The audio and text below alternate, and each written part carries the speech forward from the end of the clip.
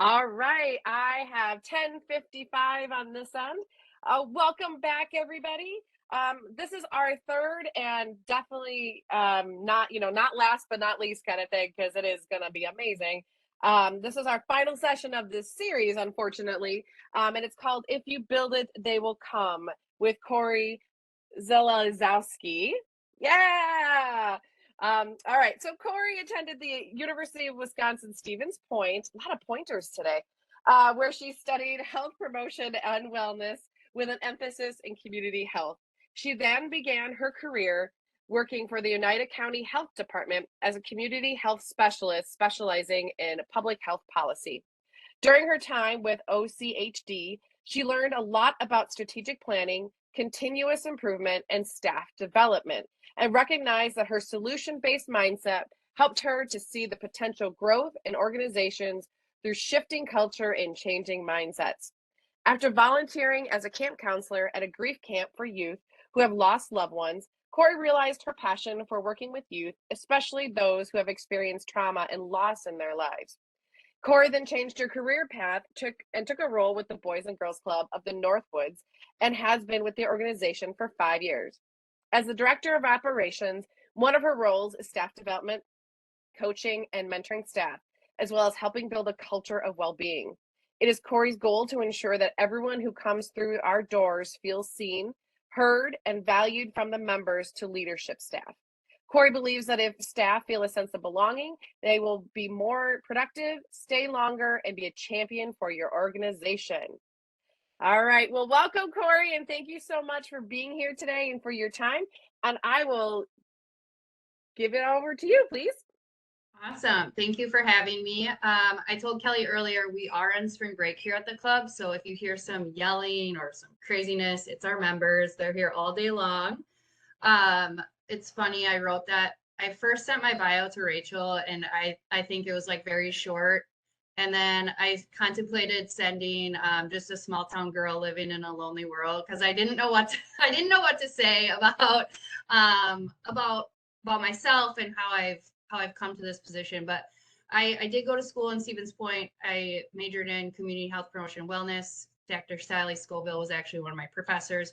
So I'm very passionate about health and well-being. I did say in the chat that while studying at UWSP, I was a much better student of learning about wellness than actually practicing it. It took me many years to get to a point where I practice wellness.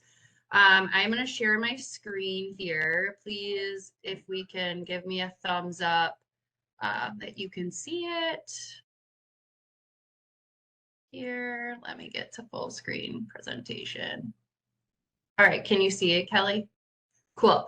Okay, so I called this presentation, "If You Build It, They Will Come." I actually asked some of our staff about what they thought would be a good name for it, and one of my coworkers said you should name it "Keep Your Peeps, Don't Eat Them." But I thought this would be a more a more appropriate name for my presentation. And so I want to talk about today really building and shifting culture to having your organization become a culture of self-care and well-being.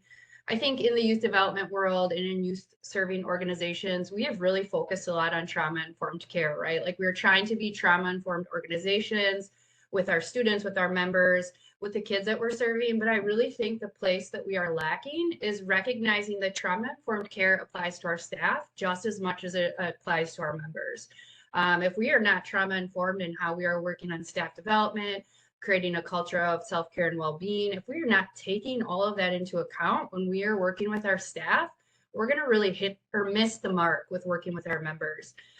Everything that our kids are dealing with, all the things we talk about with the struggles related to our members and the kids and the youth that we serve, we all were once in that spot. We have all, as adults, experienced that trauma in our childhood, and a lot of it's unresolved because when we experience that trauma informed care wasn't a big thing, right? Organizations, schools, that kind of stuff was not as focused and, really looking at the effects long term of trauma. That was not happening when I was in school.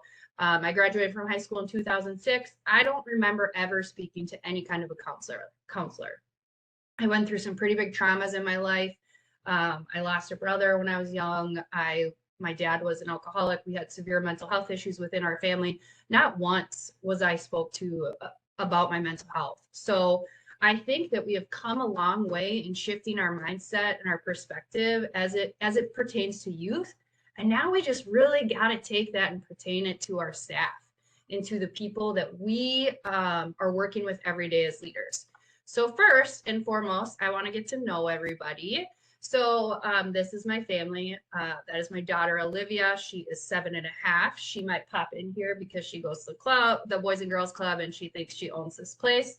That's my son, Brooks. He's 4, and that's my husband. And a really cool fun fact is the teens here at our club just got to go shadow my husband at his business. So in the chat, if you could vote where you're from, what organization do you work with, and if you had an unexpected day off to yourself, what are you most excited to do? And this is nobody's in the house with you, not a partner, not a spouse, no kids, like home alone. I guess your pets can be there because there's nowhere else for them to go. But what are you doing? What does that look like for an unexpected day off? No plans. So share that. And I cannot see the chat, Kelly. So if you could just kind of share some of those. We have we have Tyler from Eau Claire. Yes, Wisconsin Lions Camp is in the house from Roshold. Madison, Wisconsin. Woo-woo. That's awesome, Paula. That is actually I volunteered at Grief Camp, and it's at the Roshold Lions Camp. It's called Camp Hope. Woo! We have got a lot of people in the chat. I love it. I love it. I love it. All right, so we got Madison, Wisconsin. Woo, represent. However, work statewide. Wisconsin Early Childhood Association. Angie would like to sleep in. We have enjoy a sleep in and day at the spa. Oh yeah. Marshfield, Juan, sleep and wear loungewear all day, binge watch shows. Now I need to know which shows. The director of Grace School Age Childcare, and I would do absolutely nothing. We got some love for the Lions Camp. Katie, Grace Lutheran School Age Childcare in Eau Claire. Appleton, yes, Sandra. I know Sandra. Girl Scouts of Northwestern Great Lakes. I would be either reading, puzzling, or wood burning. Whoa. Yeah. We got Read and Hike. We got some Juan people. Fond du Lac Boys and Girls Club. Oconomowoc Glacial Community YMC, maybe YMCA or just YMC, not sure. Appleton, Wisconsin, sleep or binge watch a show. There's a lot of good stuff in there. Yes, awesome. Okay. So, like I said, I am Corey Zalzowski. I work for the Boys and Girls Clubs of the Northwoods. I am in Anago, which is a really small town. And if I had an unexpected day off to myself, what am I most excited to do? I am going to read, nap, and just catch up on all the relaxation. My staff knows I love a nap. Like, it is actually joked about in our organization about how much Corey loves to nap. I am a napper through and through. My dad worked third shift as when I was growing up. So that was like our thing during the day was napping. And I think this just goes to show, I asked our staff this, what they would be most excited to do. And I feel like you fall into kind of two camps here. You fall into like, I'm going to get some stuff done because on my day off, I want to get my laundry done, my cleaning done. And I just think that's so weird. Good for you. I'm super happy you want to be productive on your unexpected day off. But to me, that's weird. And then there's the relaxers, right? And I think that this just really highlights the fact that self-care is very personal to every single person. I have a coworker here. She would literally, we joke, she's Monica from Friends. She would clean all day, every day. She gets excited about different cleaning products. She will come in to work lit up about the new exciting cleaning product she got. And I'm like, you're weird. I love you. I don't relate to that. But self-care it's personal to every single person. And it's not up to us as leaders to tell our staff what self-care looks like. We want them to engage in self-care. We want them to take care of themselves, but it's not our position as a leader to say, self-care looks like exercising for an hour, because that's not self-care for everybody. Like, we want them to be well and have a plan, like Sally talked about in the last presentation, a plan for self-care and well-being, but it's not up to us as leaders to dictate what that looks like. It's just up to us to encourage it and support it and provide space for it. So what we'll be talking about today, We're going to talk about why is mental health and wellness important, creating a culture of well-being, connecting your job postings and your interviewing process to that culture of well-being, creating a good onboarding process, the 5 elements of positive staff development, which if you were in the Boys and Girls Club world, you know there are the 5 key elements of positive youth development, and I have taken those and twisted them into staff development, and then evaluation and monitoring, and then we'll do questions at the end. So first I want to talk about why is it important? Why is mental health and well-being important? So based off of the American Psychological Association 2021 Work and Well-Being Survey results, 71% of our employees typically feel tense or stressed during the workday. And then 87% of our employees think actions from their employer would help their mental health. So this just shows that our staff are stressed. I would say that number is probably much higher in the youth development, in the youth professional world. I would say that people who are working in any kind of career that works with youth, this number is probably higher.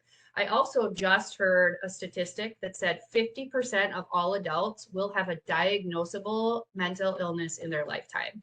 It doesn't mean that it'll be a consistent one. It doesn't mean that it'll be like a long term, but 50% of all adults are going to have a diagnosable mental illness in their life.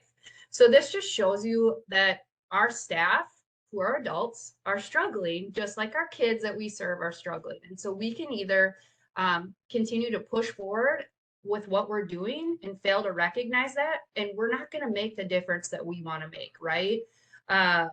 We need to take the step back and recognize that our staff as leaders, our staff are our customers. I think in the youth development professional world, there's so much that says members first, students first, and I 100% agree with that, but I don't think we can be youth first unless we're staff first. Staff first equals youth first in my mind. If we don't give our staff the tools, the resources, the space in order to heal and in order to, face their trauma and really create a well-being plan, then we're not going to be members first. We can't be members first if our staff aren't stepping back to recognize some of the things that they need to work on. I just heard this cow versus the buffalo thing the other day, and it really stuck with me. And I don't know if you're familiar with this, but it is an indigenous people story that cows, when a storm is coming, cows typically run with it. And what that does is that really, really prolongs the time that the cow is in the storm. This is just innate in a cow. They run with the storm. They run with the clouds. They run. So this really increases the amount of time of pain and suffering due to that storm. Where on the other hand, buffalo, they run at the storm. And while that seems counterintuitive when you think about it, they run at the storm because that really decreases the amount of time and pain and suffering within that storm. And a lot of people are saying post-COVID, this was pre-COVID in my opinion, but post-COVID, we are going to hit these unprecedented numbers of youth who are struggling with mental health and trauma. And so it's up to us now. Are we going to be the cow or are we going to be the buffalo? I personally want to be the buffalo. I want to charge that storm. I want to be ahead of all of this. I want to go through it, spend the least amount of time in pain and suffering as possible. And that means providing my staff that I lead with the tools and the resources to be well themselves, so they can help others be well. So do you want to be the cow or do you want to be the buffalo? And I think that's something that we all need to ask. And I think a lot of our policies that we currently have are really cow-ish, for lack of a better term. That's not a technical term, so don't quote me on that. But a lot of our policies and a lot of our practices are really just trying to ride the storm out and are going with the storm versus how do we charge into the storm and hit this stuff head on. So what I think comes first in creating a culture of well-being or in staff recruitment retention related to mental health and well-being is stepping back and assessing your culture. I think if we don't have a culture of well-being, we can do all these great recruitment techniques, these interviewing techniques, all this stuff, and then it doesn't mean anything because staff get here and you say, oh yes, we're all about self-care, but are you really? So I think that as an organization, we need to step back and know your values. and not just know your values as like something that sits on the wall. We value this, this, and that, but how do you live into them as an organization? One of our values here is fun at the club. And I talked about this the last time I did a presentation. We value fun for our members and we value fun for our staff. So what does that look like as an organization? We value laughter and joking and not taking ourselves seriously. We value, checking in with a coworker and listening to them and trying to create some fun within their day.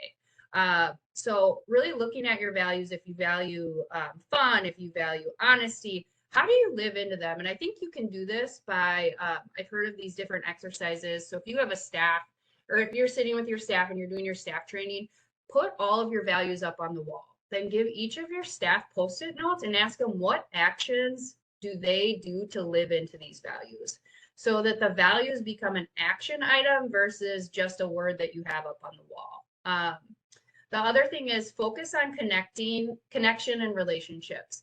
So I think there was a long time ago, and prior to me coming into the career world, we had this whole work-life balance term, which I think is just dumb. I don't think there's any way to balance your work and life, especially as a leader. And especially with working with youth, we bring a lot of that stuff home with us. Which as much as we don't want to, we do, and we also bring our home life. So focusing on connection and relationships with our staff. So learning about your staff, learning what energizes them, learning what motivates them, learning about their families. We say to do that with our members, and as leaders, we need to do that with our staff too. So youth development professionals this isn't usually a long-term career for them. This is a stopping point in their career, building on experience and growth and empower and moving through their career, maybe during college or high school. So finding out what their goals are, what they want to do, what they're going to college for, finding out what excites them about coming to work and why they're there. I tell our staff all the time, when the how becomes hard, we need to remember the why. And I think that it's important to learn your staff members why. Why are they here? What are they doing this for? Why do they want to work with youth? And then connecting with them on that and finding ways, let's say you have a youth development professional. That's what they're called at the Boys and Girls Club. So sorry if they're not called that, but in your organization, if you have a youth development professional who's really, really passionate about music or art or just something within your club, finding a way for them to get to do that throughout their day.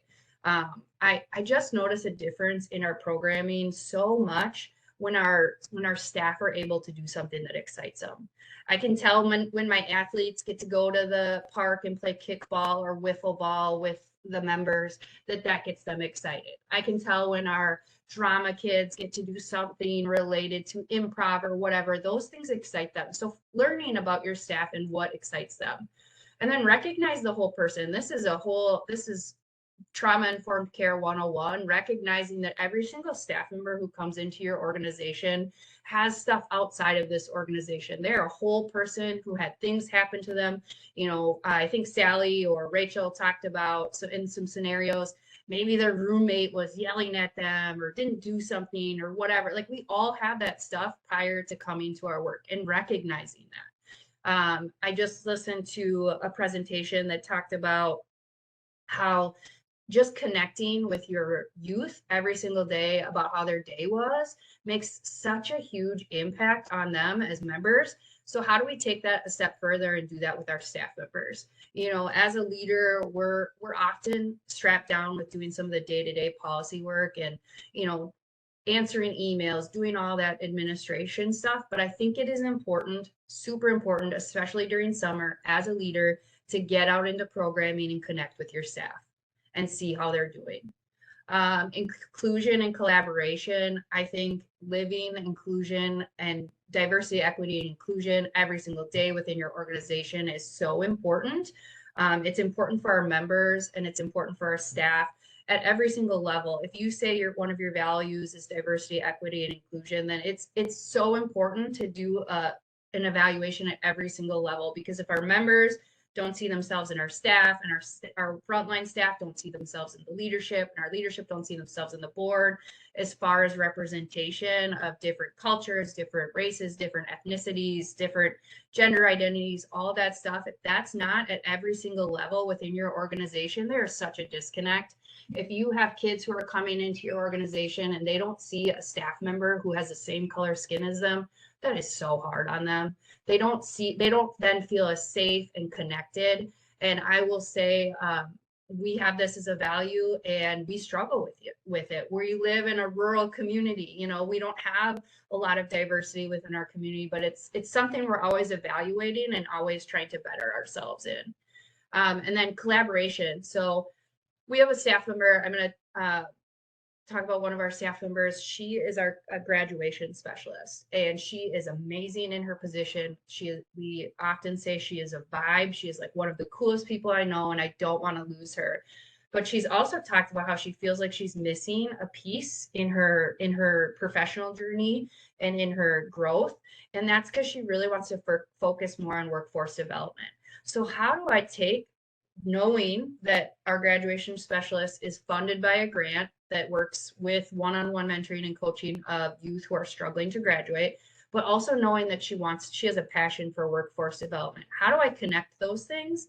And how do I bring in her expertise from the graduation specialist role into our workforce development and readiness? And I think it's important to know that about your staff members.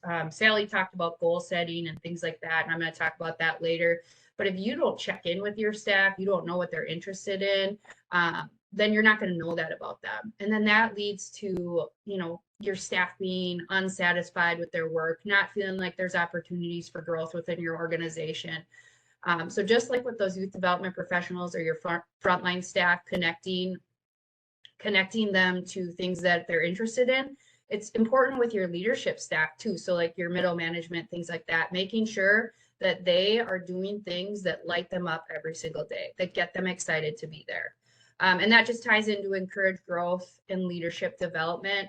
We at our organization, we are always working on personal development, professional development. Actually, I took Sally's book that she recommended last week, Having Crucial Conversations, and I ordered it because I was like, this is an area of growth for me. I struggle. I am a 100% avoider of all conflict. Like, I hate conflict. It makes me feel weird and I just don't like it. I'm uncomfortable in it. But as a leader, I have to have those crucial conversations. I have to have coaching and mentoring moments where, some of our staff might be not living up to their potential. And so how do I mentor them? How do I coach them and get them back on track? And so I ordered this book and I'm reading it. I'm spending 10 minutes a day reading that and trying to really dig in. So I think that in our organization, every single one of our leaders has a personal or professional development goal, and that might be developing their leadership, developing their communication styles. And it's important to do that with your frontline staff too. I'll talk about this later, but at the beginning of the summer, we ask our youth development professionals, our summer staff, what's a goal for them? And it doesn't have to be like super in depth and all that, but sometimes it's making sure every single one of their members in their group feels recognized once a week. And so how do we measure that? They'll just check off, they have a list, they check off every time they've recognized one of their members. And I am a lifelong learner. Like Sally said, I'm always learning. And I took the pieces of what Sally said from her last presentation and thought, how do I take this one step further? I want to, here come the herd of kids, if you can't hear them in the background, they're switching programs right now. So I want to challenge our staff to each set a self-care or well-being goal for the summer. So using some of those techniques that Rachel shared about grounding, about, taking a minute, breathing, things like that, recognizing that up front with your staff during your training, things are going to get stressful. Things are going to get hard. You're working with youth every single day for 8 hours a day. It's going to get hard. And being upfront about that. I think sometimes we're like, oh, we don't want to talk about that because then we'll scare them off, right? No, it's way better to be proactive. Like I said, be the buffalo, run towards the storm and be proactive on this. And then also, we just created a self-care policy, and then I will share that with you later, but in modeling self-care. So if you create a self-care policy, you need to model it as a leader. Sally talked about this. If you're wanting your staff to really focus on self-care and well-being, what are you doing as a leader? Are you eating through your lunch? Are you sitting at your desk? Are you never leaving the office? That's not self-care, and as leaders, we need to lead by example.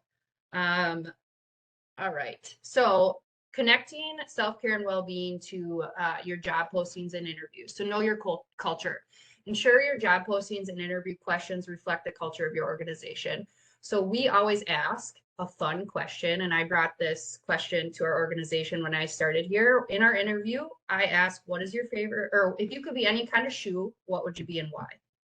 And I ask it because it really gives me a glimpse into somebody's personality. If they laugh and they're like, "Oh my gosh, that's so funny," and they come up with like the amount of the different answers I hear on this question are just hilarious, and I love it.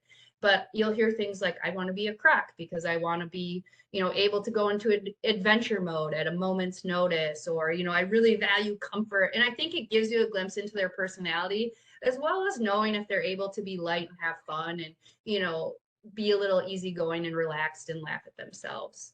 The other question we ask, right in our interview question, we value self-care, and I ask people, what do you do for self-care? And I preface it by saying, working with youth can be hard. Working in youth development, working every single day with our youth, it can be hard and it can be stressful. So what do you do for self-care? Ask them what their hobbies are, and let them know that it is a value of your organization. And then living your values. So ensure job postings and interview questions connect to values. Just like I said, we talk in our job postings about what our values are, valuing self-care, things like that. And then highlight the benefits. So when you're doing a job posting, what makes your organization position unique? And I'm not talking about the pay or your benefits package, because let's be honest, that's not stellar in our field. We can all say that we wish we had bigger budgets. We wish we had more money. We wish we could pay our staff more, but that's just not a reality. So one thing we always talk about is that we have a flexible work environment, and we also have a really amazing dress code. We are a comfortable, casual dress. I am wearing joggers and a sweatshirt right now and tennis shoes. And so many of my friends say, "Oh, I wish I had a job where I could wear that." And it's like, that is a highlight for some people. I literally switched. I was a political science major in college, and I was going to go pre-law, and I was all in on it. And then I thought, I don't want to wear a suit every day. That sounds miserable. So I literally Googled job positions where I could wear sweatpants.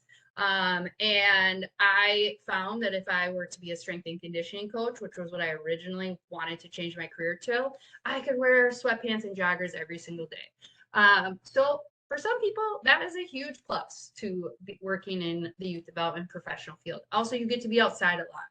A lot of our staff love that they get to be outside, they get to be in the sun, they get to go on cool field trips. So highlight that in your job postings. And then use staff referral. So ask your current staff to refer friends for your position.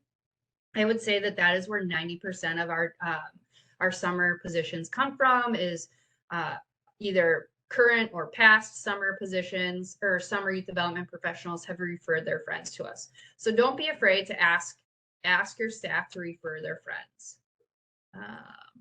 All right, so having a solid onboarding process. Sally talked about this. I think Rachel touched on this. Understanding your staff, the staff understanding their role is a huge thing. We've had youth development professionals who have come in late into our summer program, and we've had to just throw them in based off of low staffing. We've been in those positions, and I'm sure everybody can attest to being in those positions. And those staff usually don't come back because they don't feel that they were given the best opportunity for success. So what we do here, and most Boys and Girls Clubs do, is we have a shutdown week. So 2 weeks prior to our summer programming, we have a 2 weeks shutdown where we do staff development, staff training, and also maintenance of our building, because we have an old building and we have kids here every day, and it takes a toll on the building. So during that time, we really go through this stuff. We make sure our staff understand their role. We make sure they understand the history of our organization. It's important for our staff to know where we've come from and where we're going. We have grown a lot over the last 3 years, and I think it's important for staff to recognize that we weren't always this big of an organization. We started out very small. We started out in a department store with 2 full-time staff, and we have grown to this. I think it really helps with buy-in from your staff when they realize how hard your leadership has worked to get you to this point. And then we do content training. And I think based off of listening to Sally and Rachel's presentation today, I really want to put some content training in our shutdown related to self-care and well-being. We've not done that in the past. And I think that it's important to do some training, like Sally said, some mentoring and some coaching. And then we have them shadow veteran staff. This is not during our shutdown period. This is during our school time, our after school programming. When new staff come in, we have them shadow veteran staff, and then they check in with their supervisor once a week. Once a day for the first 2 weeks, and then every other day for the next 2 weeks, and then once a week after that. And during that time, they're doing some goal setting. And like I said, I really want them to set some kind of smaller goals, whether that be recognizing their members, making sure their programs are planned, having fun programming, something related to programming. And then now I'm also going to challenge them to set a self-care goal related to what are they going to do when they get stressed. Like Rachel talked about, those little strategies, grounding strategies. I have one of my staff member gave me this rock here. I grab this rock when I'm stressed. So what can they do when they are in those stressful moments? And then ongoing mentoring, making sure that we are providing ongoing training and growth opportunities for our staff, whether that be during our after school programming. So during our school year programming, we shut down once a month. The first Wednesday of every single month, we shut down and we don't have members. And it's because we value that our staff, one of our values is that our staff are trained. And so that's how we've justified it. It was a transition, telling our parents and our members that we're going to be closed once a month, but we preface it by saying our staff need to get the best training to provide the best care for your kiddos. All right, so the 5 elements of positive staff development: create a safe and positive environment for your staff. So these are directly reflected, a reflection of the 5 key elements of positive youth development. And like I said, in the whole trauma-informed care, and as we've really pushed forward with that as organizations, I think the piece we have missed is our staff. Many of our staff are high schoolers, many of our staff are college students, and they have probably not had the opportunities to deal with the trauma in their lives. So making sure that we're creating a safe and positive environment for our staff, making sure that they have a sense of belonging. And what does this look like? This looks like we created a self-care policy. And what that means for our organization is that our staff get 2 mental health days per year. And that is if they can't do it, if it's just a day where they're like, I can't today, I cannot, they can take a mental health day. And those are paid mental health days. We also, in our self-care policy, every single one of our full-time staff get 2 hours of paid self-care time per month. They have to have that pre-approved by their supervisor, but they get to take 2 hours every single month and spend that on self-care.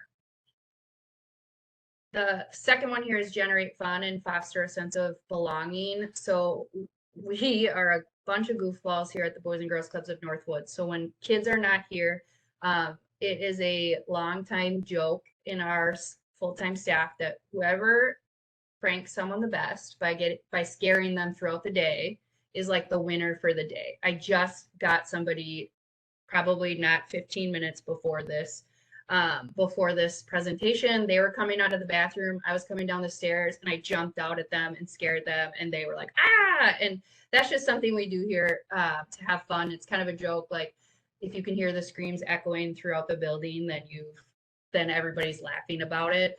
And then foster a sense of belonging. So recognizing that every single person within your organization is different.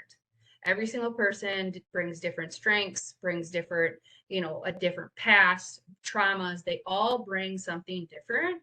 And so how do we recognize that and treat our staff as whole people, so that everything that comes with them, we accept. Yes, we want our staff to grow and to, you know, overcome some of these weaknesses, but we accept them just as they are. We care about them. They are seen and they are heard.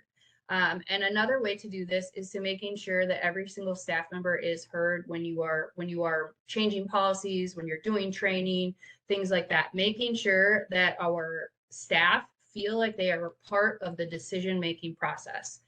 And also recognizing that even though you may not go the way that they wanted things to go, you still heard their opinion. So making sure that your staff feel heard and seen and like they belong. And then encourage supportive relationships with peers.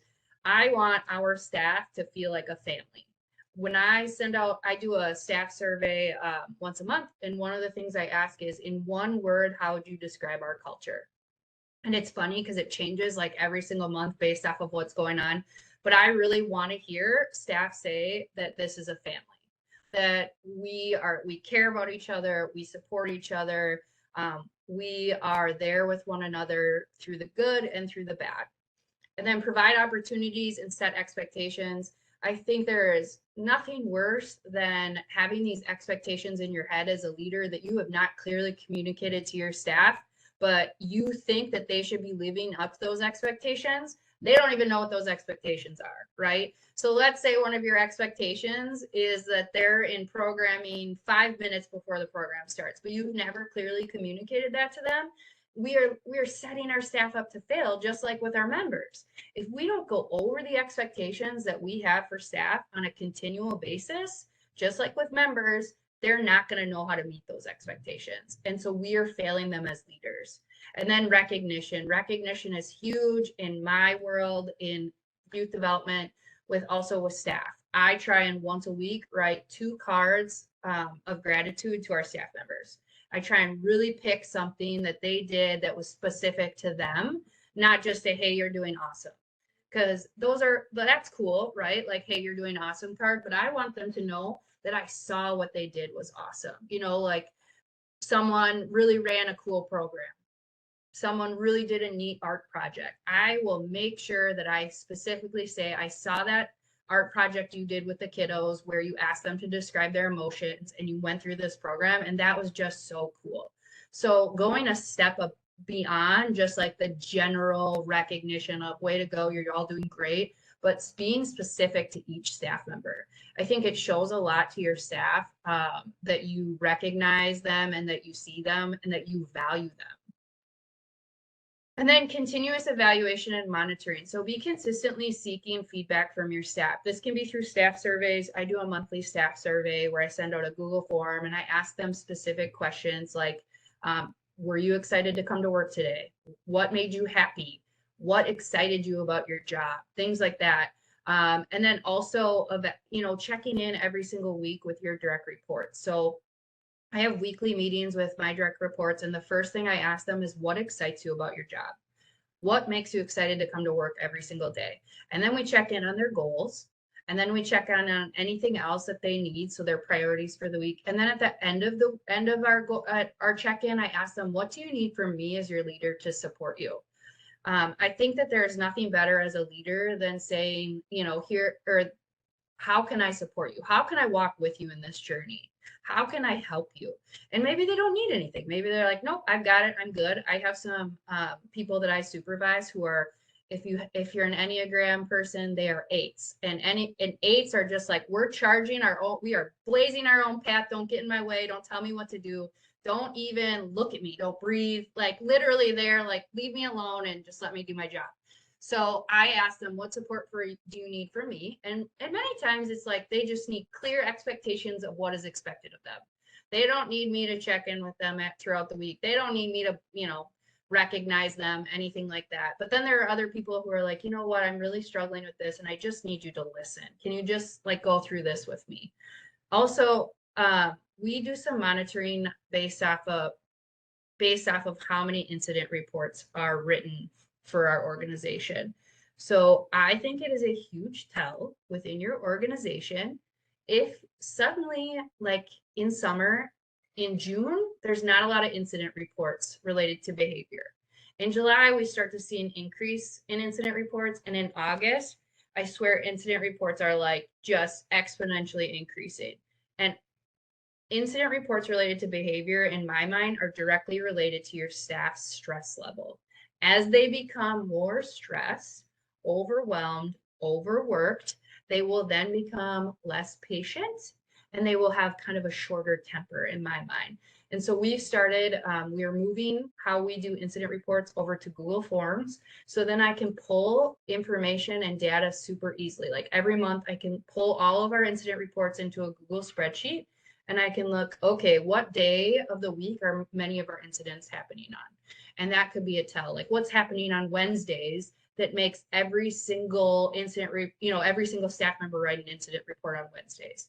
So I think it's just, it's recognizing that we have to be constantly evaluating and monitoring what we're doing in order to adjust and adapt and move forward. So what I'm doing today based or about staff culture and well-being and all of that might be really amazing, this year 2023. But at the end of the year, I might think, we did really good in these areas, but we need to pivot in 2024, which just sounds weird to say. Pivot in 2024 to really improve. So we need to constantly, as leaders, be evaluating what we're doing, what's working, what doesn't work, and how can we adjust that and move forward. And that's not just based off of my perception, because what I perceive as a leader is definitely not the same thing as what our frontline staff see. I can say, oh, that self-care policy that we implemented was amazing because I'm the leader and I thought it was great when we implemented it. But if our frontline staff are like, what self-care policy are you talking about? Then I haven't done my job. So constantly asking them for feedback, whether that be through surveys, whether that be at staff meetings, asking them their thoughts, whether that be one-on-one check-ins. I just think it's important that we're constantly evaluating and monitoring. All right, I realize I talk really fast. So if you have any questions, please drop them in the chat or let me know. Or is there anything I didn't cover, Kelly, that we kind of talked about you wanted me to cover? No, there's no questions so far, but we're going to give people a second because I know that people were probably like me writing down a ton of notes. So they may need a second. So yeah, now is a great time to ask Corey some questions or maybe to review something. But I think in terms of what we asked you to do, it was absolutely perfect and absolutely amazing. I'll get us started with a question if you don't mind. Yeah, that's fine. Okay, so my question is, when you're doing onboarding and you have staff that you need to onboard, now if you don't have the luxury of being able to shut down to do onboarding, so if you are onboarding people late into the summer, or you only have like either a week for staff training or a day or two, how do you, what is your, even if you go through all the things that you suggested, which I think are amazing and really amazing things to talk about, but like, how do you go through when you got kids, families, staff, like what do you do to accomplish that and making sure they're onboarded and hopefully they will come back, but also recognizing that maybe that's not a strength of yours? Yeah, absolutely. So we just recently, in the last year or two, adapted our onboarding process, and we have started using Google Classroom, which I talked about in the last time that I presented. This takes a little bit of work on the front end, but I think there's a huge payoff on the back end. So Boys and Girls Clubs of America has some really great content related training, but it's very general. And I'm sure there are many of your organizations, if you're with the Y, Boy Scouts, things like that, there's a lot of like content training out there, but it's general, right? It's not specific to your organization. And so what I've done is I went through and recorded myself on Zoom and recorded some, specific trainings for our organization. And then I uploaded them onto Google Classroom. And the cool thing is when I first started implementing this, I did all of our trainings, but now as our staff has grown and we've seen some really big growth in our leadership team, I have been able to ask other staff members to record themselves on Zoom doing these trainings. So, for example, our graduation specialist, she has a love for all things communication. Oh, Siri's talking to me. She loves communication. She has a minor in communication. So I asked her to do a staff training related to communication and then record it so I can upload it into our Google Classroom. We just hired a social emotional learning specialist. He's a previous youth development professional, went off, worked somewhere else, and he was telling me about how he learned this mirroring technique, and how he did a staff training at a different organization and how he would love to do that for our staff. So I'm going to have him provide that in person for our staff during that shutdown, but also record that on Zoom so I have that and can upload it into my Google Classroom. We also have an onboarding checklist. So every single new staff comes in, they meet with me, I go over this checklist with them, and it really lays out what trainings they should do each day. So I try and break it up so they do about an hour and a half of content training. So training like on Google Classroom or Boys and Girls Clubs, and then an hour and a half of shadowing. So making sure that I'm not sticking them in front of a computer for 3 hours if that's what their shift is, because I just don't think that that there's value in that, right? Like nobody wants to sit in front of a computer for 3 hours. I once heard Bruce Perry say that we only retain 25% of what's taught to us in a given day at school. So like I take that in the fact that I can't just have I would love to have all of our staff trained within a week based off of all the online trainings they do so they can go out into programming, but then they're really not learning anything. Did that answer your question? It did. Thank you. Cool. And feel free to come off of mute and ask questions. Obviously, Corey is very, not willing to answer questions or,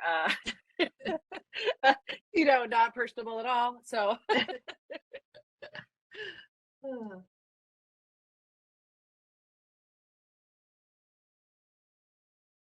Don't worry, I have more questions for you in case somebody else doesn't answer. Sounds good.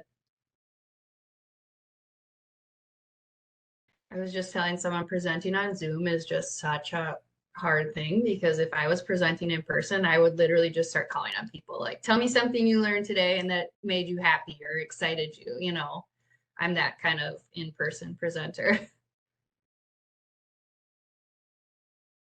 One thing I didn't share, Kelly, I'll just share this quick. I think Sally really spoke to this in her first presentation, and she talked about the strength assessment and the strength finder, and I think that it gives you some valuable information. We've done some personality assessments, and I think it really does help you understand different staff members and how they communicate.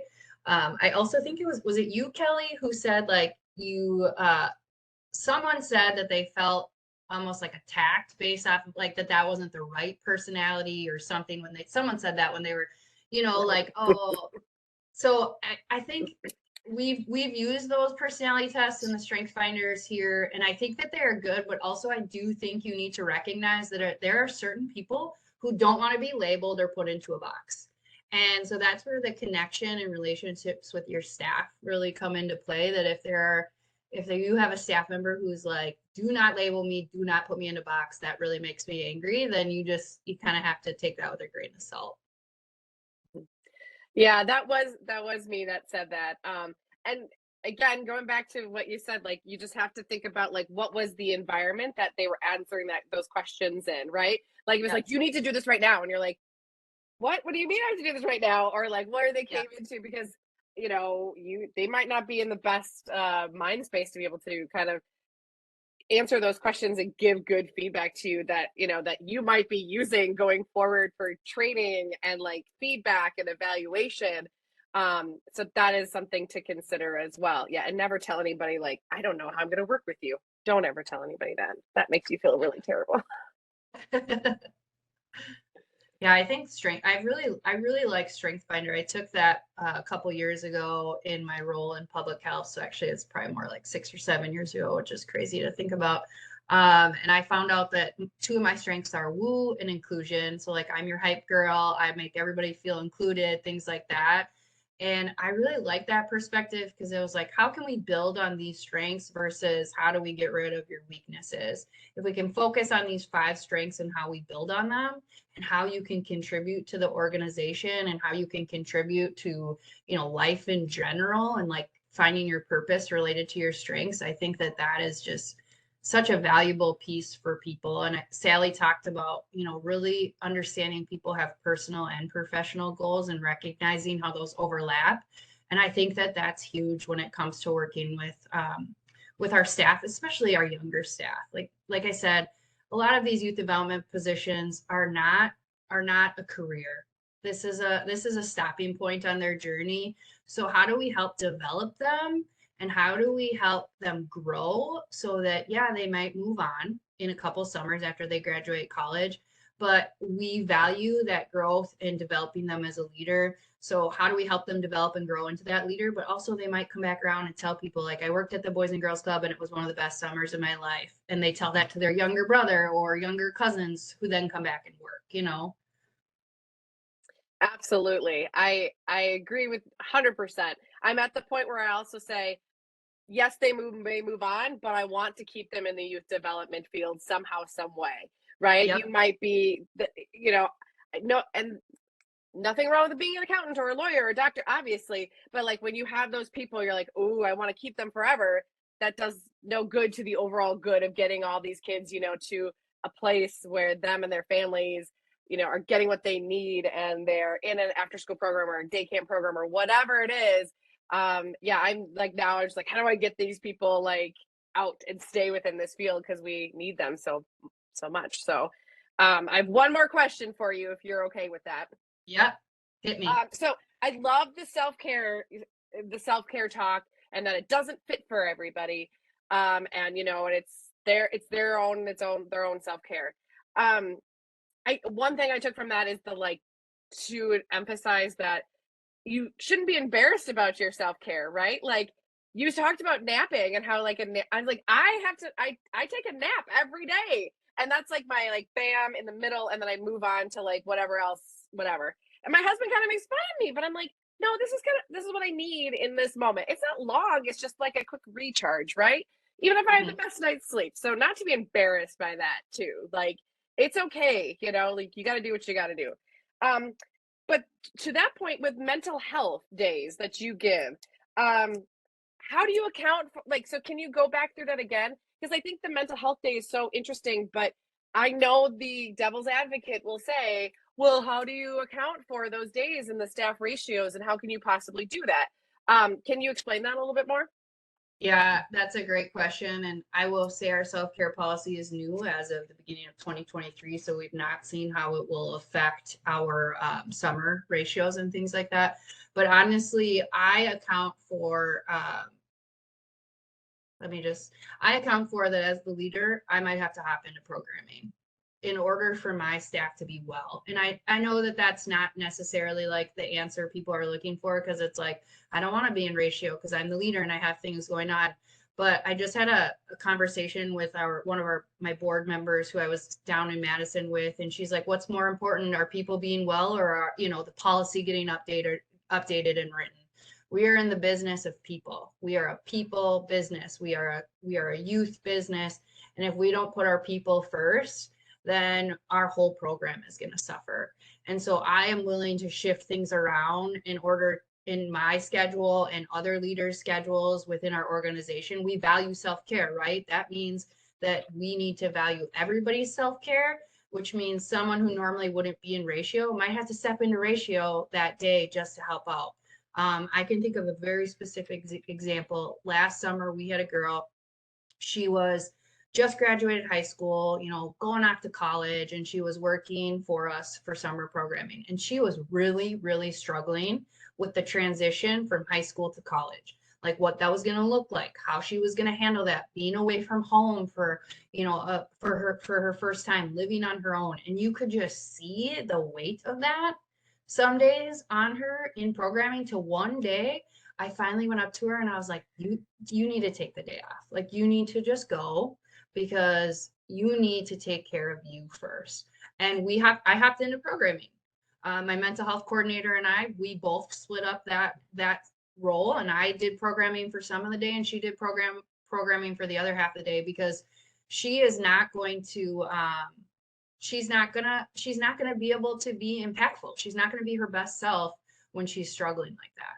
So I know that that's not like the best answer, because really the best answer would be I had an extra $40,000 where I could just hire 4 more youth development professionals. You know what I mean? Like I could hire more people.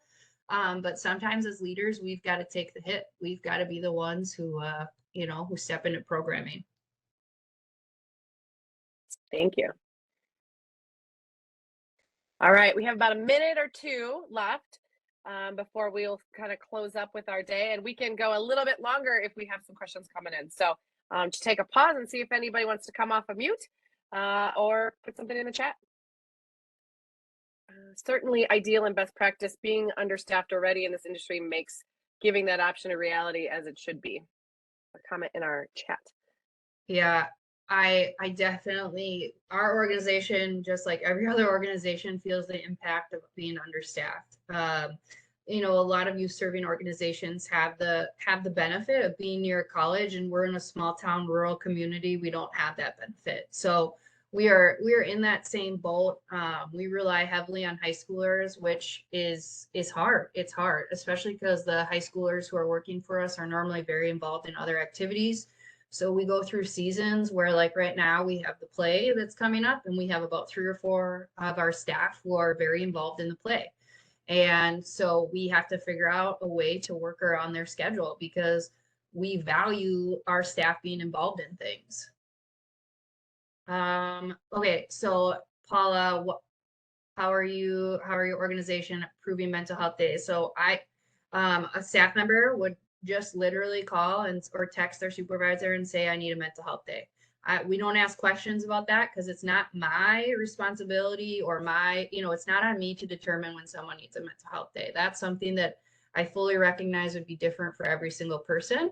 I think it's a trust factor, right? That's a trust factor. And I think if you value, as an organization, you value trust, then you have to trust that your employees are using those days as they're intended. And a mental health day to me is when you need a day. You cannot mentally be present at work and be your best self. And that's how we explained it when we talked about mental health days. And I've had several employees, we started this in January, and I've had a couple employees who have used their mental health day. And, they'll text me, can I take a mental health day? Yep, cool. We'll see you tomorrow. Enjoy your day. Have you ever had a situation where you say, we actually can't have you do that? Like, we're just so or have you, it's just like, that is the expectation on the organization that when they text, it is a yes always? That's a great question. Like I said, this is a new policy for us, so we haven't gotten into the determination about if we are so short-staffed, we wouldn't be able to take a mental health day. Or if it's a yes always. These are great questions that we'll have to think through as we move forward with this policy. We are trying it out because one of our values is self-care, and so now we want to put our money where our mouth is. If we value self-care and we value well-being, how do we show that to our staff members? Another perk that you get is every staff member gets their birthday off paid. So whatever they would have worked for that, they get their birthday off paid, and they do have to have that approved by their supervisor. So if, let's say, their birthday is on a Wednesday and that's our busiest day, I would say, hey, could you take your birthday off on Thursday? I'll still give you the day paid off, but would you be willing to do it Thursday? And then for self-care hours, that does need to be approved. So if you want to take your self-care hour, you need to get that approved by your supervisor ahead of time. So that's not just a take it whenever you please kind of thing. Awesome. And we also sounds like we need to book you for another session about a year of mental health days and how that worked out. So I wrote that down. So you're I'm gonna get you again. Yeah, in 2024 we can do some reflection on how this went for our organization, and I might come back and say, you know what, you guys all asked me about if I needed to approve those mental health days, and I said no, and here I am saying now I need to. But I think that that's what we talked about, the constant evaluation and monitoring of what works in your organization and what doesn't. And this is something that we're committed to as leaders in our organization and as our board. And so we are trying this. And like I said, we could come to the end of 2023 and be like, oh, so we need to readjust and rethink. And this is what we're going to do. Well, Corey, thank you so much for being here. That was just absolutely fantastic. I appreciate you willing to, tell us all these great ideas, and looking forward to hearing how things have gone throughout, your summer and your year. So I guess just in closing, I just want to say thank you to everybody that was on today, and uh, you know, ex- we want to extend our thanks to Rachel and to Sally and to Corey for their contributions today for the presentations. If you have further questions regarding today's seminar series, please email the Wisconsin After School Network at the email address that's going to be provided into the chat box. More information about a series of professional development opportunities in addition to this learning series can be found on Juan's Month at a Glance email. And if you don't receive that and you're not on our listserv, please send an email to the Wisconsin After School Network. So you spell it all out, Wisconsin After School Network at marshfieldclinic.org, and we will throw that. Hey, it's in the chat. Thank you. So if you are not on the listserv and you're not getting that email right now about all the additional PD opportunities that we have, make sure you can get onto that. And then our website is wisconsinafterschoolnetwork.org. So it's afterschoolnetwork.org. And we're doing an update currently. And so it's going to be getting rebooted this spring. And there's lots of resources there, as well as our YouTube channel that we talked about earlier with more trainings. There are some smaller trainings that you can show staff. This will be up there as well. But I just want to say thank you to everybody on today's webinar, and for all the work that you do on behalf of children and families in the state of Wisconsin. May your spring be full of hiring amazing staff who understand the importance of their role this summer and ready to make a difference. And thank you so much for, again, being here, everybody, and all the support. Feel free to jump off, and we hope you have a great rest of the week, and we appreciate you being here.